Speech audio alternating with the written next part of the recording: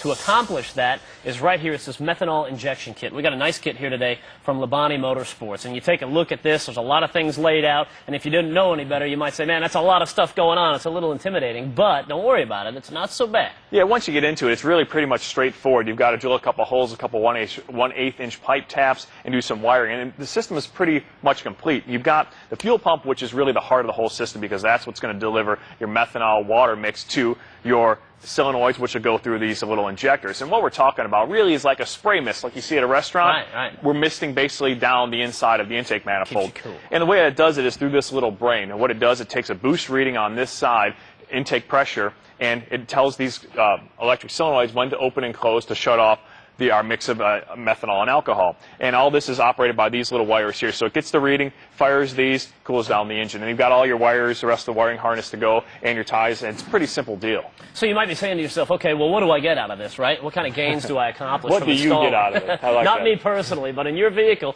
well, here's what you're going to get. You're talking about increased horsepower, up to 50 increased horsepower, right? Yeah, that's big. huge. And we're trying to lower those EGTs, and we're going to do that by about 250 degrees. Now, is this some kind of magic, right? Am I asking you? No, it's nothing big like that. I got to tell you, what it does essentially, how it all works is like you were saying. The pump pulls the mixture right from there, sprays it, or actually the injectors will spray it, and like you said, boom, that catalyst, that methanol is a catalyst to make the fuel burn more efficiently, and the water keeps the whole system cool, man. It's just that simple. You can also anticipate getting better fuel economy, up to 3 to 5 more miles per gallon, which at for whatever it is per gallon diesel fuel, that's a huge savings. No doubt. All right, enough talking. Let's get this baby in.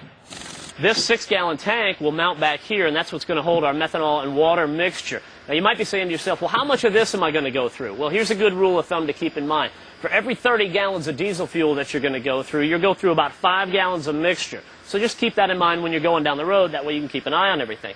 Now, another issue that we had back here is the fact that this toolbox is a little bit shallow, not quite deep enough for this tank right here. So we had to get in here and do a little bit of surgery, and we're almost done. Now you take a look down in here. I've just got to finish this cut right down here. I'll get that done and out of the way. But in the meantime, I went next door and talked to our boys with the metal shop, and I had them throw me together this little tray. Now this is going to work nicely. Once our hole's cut out, that will sit right down in there. It's got the hole in the middle of it right there for our fuel lines to go down. Then our tank will fit in nice and snug, and we'll be able to close the toolbox. Now, here's the reason we're doing that. It's a weird world we're living in. Just the other day, I had a gas tank in the back of my truck, and I turned my back for about 5 minutes. I came back, and the gas tank was gone, and I was highly ticked. Now, my wife said, Matt, he just needed the gas worse than you did. I don't know, she was trying to calm me down. I was still pretty hot, and I don't want that to happen to this guy. So we'll get it all in there. That way we can lock everything down, lock the toolbox, and he doesn't have to worry about any dirtbag walking away with anything.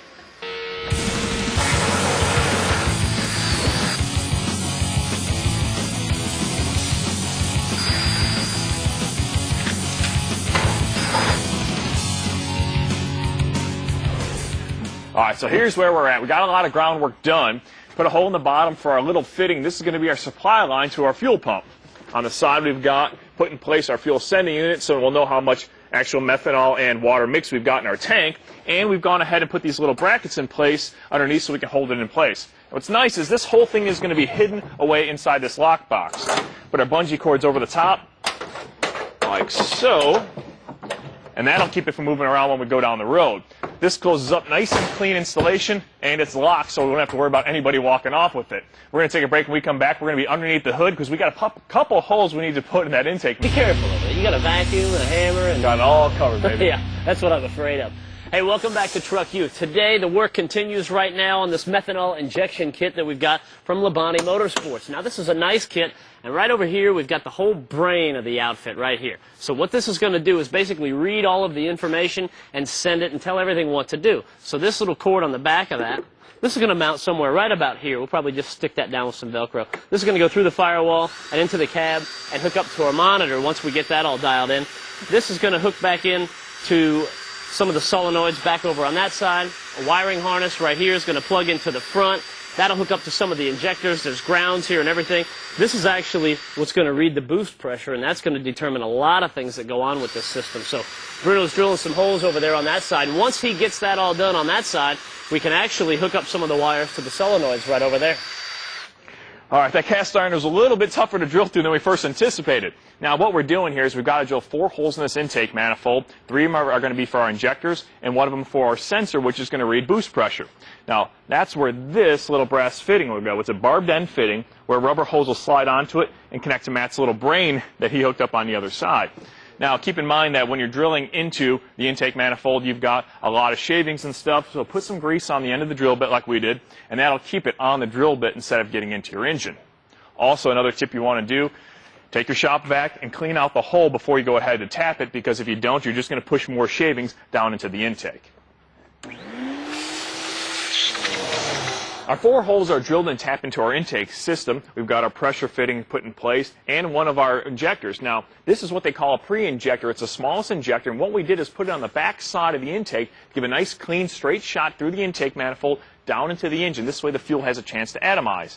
Now, we've got 2 other injectors to put into place. They're our main injectors, and what we did is put them about 2 to 3 inches apart, the holes, and have them as close as we could down towards the engine. Now, they'll screw into place right there. And then we need to go ahead and put the electric solenoids on. The idea with electric solenoids, keep in mind you want to keep them as close to the injector as possible. This way the system will operate properly. One will feed to our primary pre-injector here, and the other one will feed our 2 main injectors right there. All right, that's set in place. All right, as you can see, we're underneath the truck mounting up our new fuel pump.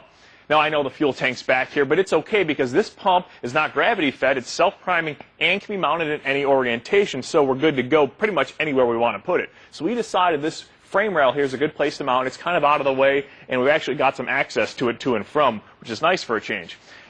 We also called in a favor here with the guys next door, bent us up this little bracket, so this will mount on place nicely.